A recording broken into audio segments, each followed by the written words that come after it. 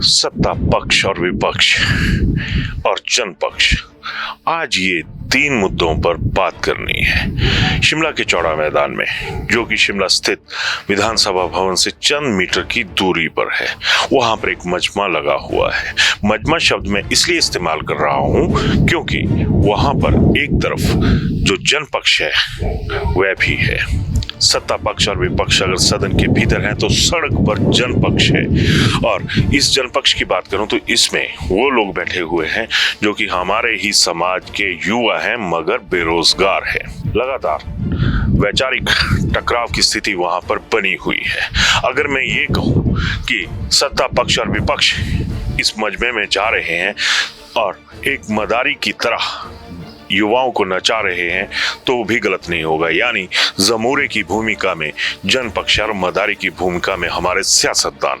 बात चुप सकती है, बात बुरी लग सकती है, लेकिन ये मौजूदा हिमाचल की असल तस्वीर है जिसमें युवाओं की जो तकदीर है वो बिगड़ी हुई नजर आ रही है। मसला है JOIT 817 समेत कुछ ऐसे कोर्स का जो अपनी नौकरी की जो अपॉइंटमेंट है उसे यहाँ पर तलाश रहे हैं कि सरकार की दया दृष्टि हमारे ऊपर हो जाए और हम अपने जीवन में आगे बढ़ सकें, लेकिन जीवन पर भी ब्रेक लगी हुई है।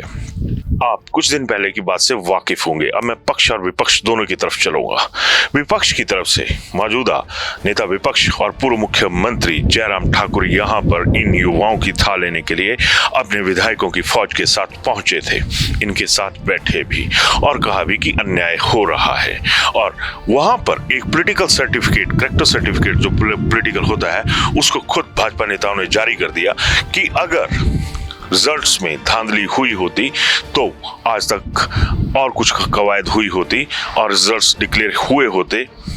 यानी उन्होंने ये कहा कि सरकार का मकसद ही नहीं है कि वो रोजगार दे, इसलिए नित नए बहाने जो है वो सरकार गढ़ रही है और अन्याय जो हो रहा है वो युवाओं के साथ हो रहा है।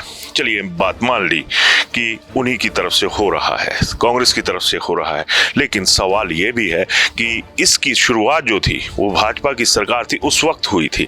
तब भाजपा के लोग कहाँ सोए हुए थे?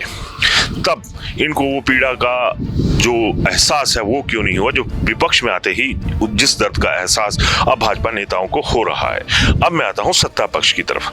सत्ता पक्ष ने तो अभी तक एक तरह से आंखें मूंद के रखी हुई हैं और दे दनादन एक ऐसे ऐलान किए जा रहे हैं जिनसे ये लगता है कि शायद ही जल्द इन लोगों को जो नौकरी है वो मिल पाए, क्योंकि हाल ही में सरकार ने ये कह दिया है कि हमने एक कमेटी गठित कर दी है, उसकी जो सिफारिशें आएंगी उसके बाद ये तय होगा कि रिजल्ट किस दिशा में जाएगा, आगे बढ़ेगा या नहीं बढ़ेगा। और इसके लिए बाकायदा 3 महीनों का जो टाइम है वो भी मौजूदा सरकार ने फिक्स कर दिया है।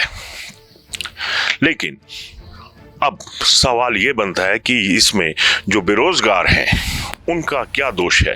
अगर आप ये पिछले कल के कुछ एक वीडियोस हैं जरा इनको देखिएगा। शिमला में मौसम बेहद खराब था, बिजली कड़क रही थी, बारिश हो रही थी और जो पारा था वो लगातार गिरता जा रहा था। गिर भी उस तरह से रहा था जिस तरह से JOIT 817 या अन्य विभागों में जो नौकरियां हैं, जो अन्य कोर्स में नौकरियां हैं, उसके लिए जो चयन प्रक्रिया है वो गिरी हुई साबित हो रही है।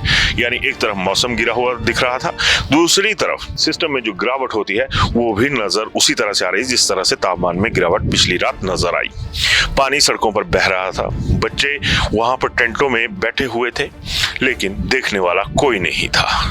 आज मंगलवार को जो कांग्रेस की सत्ता का बांध है उसमें से 2 पत्थर जरूर खिसके, और ये जो पत्थर थे सियासत के ये थे राजेंद्र राणा और सुधीर शर्मा।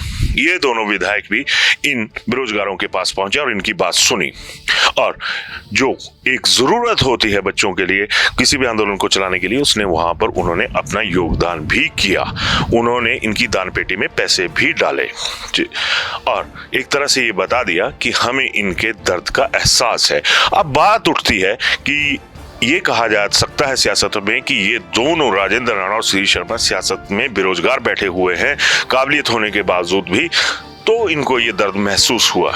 वजह चाहे कुछ भी हो, लेकिन ये तो एक हकीकत है कि अगर ये 2 नेता वहां पर पहुंचे तो दर्द शायद कहीं ना कहीं इनके ऊपर भी होगा, और ना भी हो, चाहे अपनी मजबूरी की चलते यहाँ पर पहुंचे, लेकिन पहुंचे तो सही।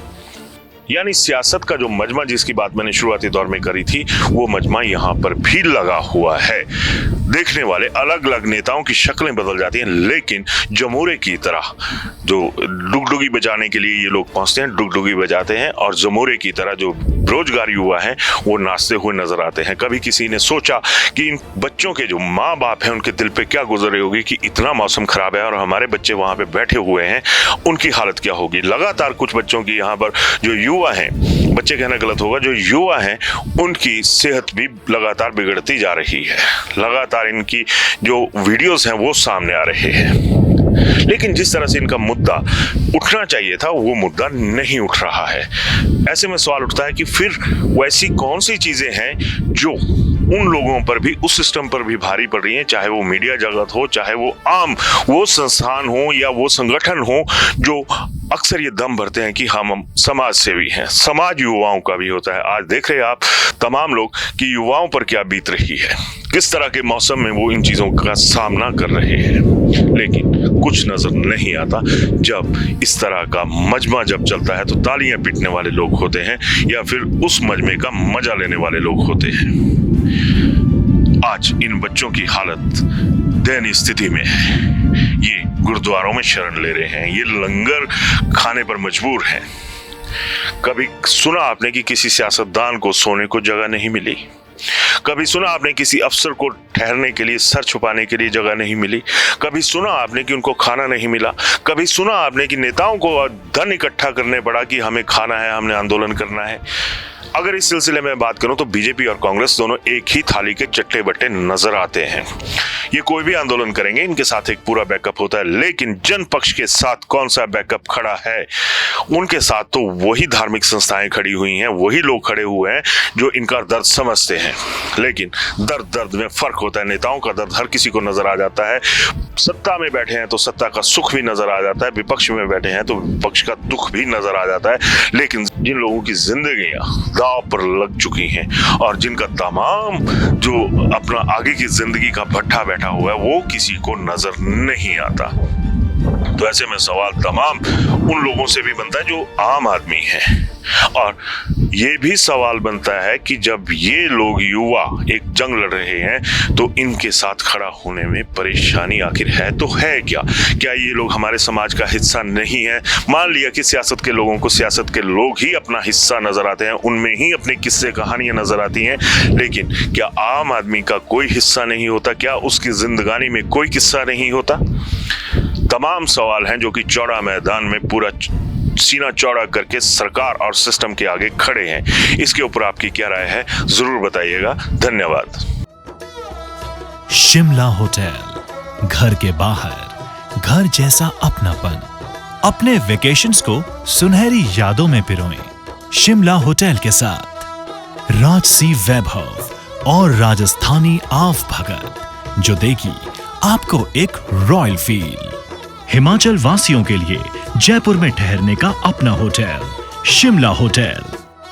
हेरिटेज अबव 1, हवा महल रोड, चांदी की टकसाल, जयपुर।